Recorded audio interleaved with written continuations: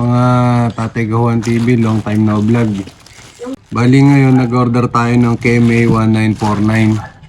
Ito yung ano, bali sa TikTok natin to in order.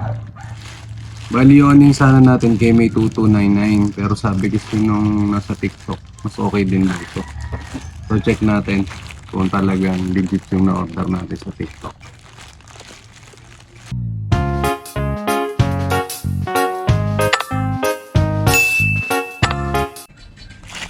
Okay, ito na. Box natin ha. Okay, ito siya.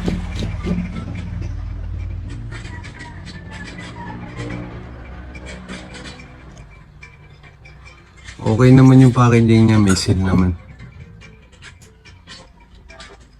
Okay.